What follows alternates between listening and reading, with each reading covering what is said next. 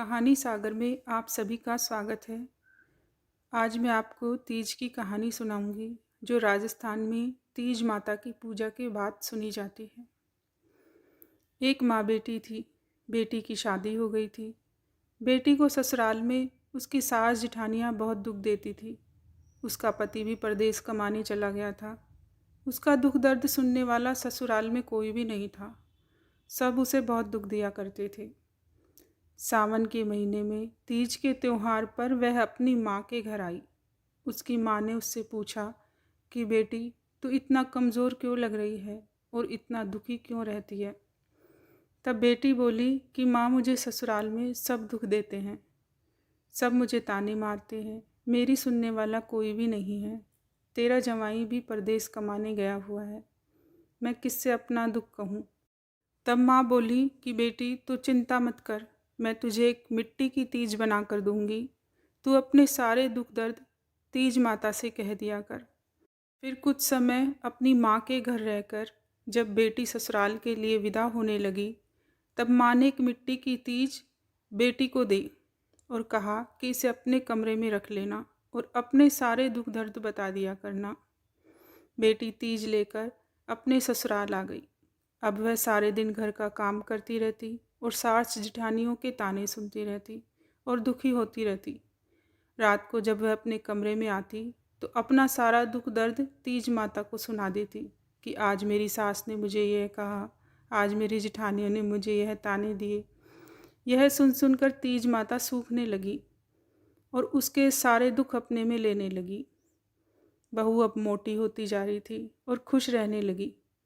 यह सब देखकर सास जिठानियाँ जलने लगी कि हम इसे इतना दुख देते हैं, तब भी यह इतनी मोटी होती जा रही है और खुश रहती है। एक दिन जब तीज माता को वह अपना दुख बता रही थी, तब सास जिठानियों ने उसके कमरे से बाहर खड़े होकर उसकी बातें सुन ली और सोचने लगी कि ज़रूर इसके पास कोई आता है और यह इसीलिए प्रसन्न रहती है और मोटी होती जा रही है। कुछ समय पश्चात उसका पति परदेश से लौट आया। उसके आते ही सास जिठानियों ने उसके कान भर दिए कि तेरी पत्नी चरित्रहीन है, रात के समय इसके पास कोई आता है जिससे हंस हंस कर बातें करती है। सच जानने के लिए उसका पति रात के समय कमरे के बाहर खड़ा हो गया।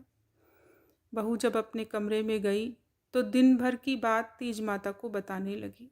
तब उसके पति ने गुस्से में अपनी तलवार निकाली और दरवाज़ा खुलवाया और बोला कि बता, तू किससे बातें कर रही थी, कौन आता है तेरे पास।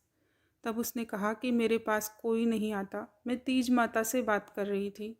उसके पति ने गुस्से में तीज माता को उठाकर जोर से फेंका। तब तीज माता में से खून और मवाद फूट पड़ा।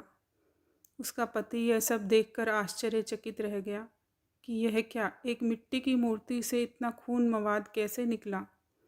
तब उसने बताया कि आप तो परदेश कमाने चले गए, पीछे से आपकी माँ और भाभियाँ मुझे बहुत दुख देती थी। जब मैं पीहर गई तब मेरी माँ ने मुझे मिट्टी की तीज बना कर दी और कहा कि इससे अपने सारे दुख दर्द बता देना।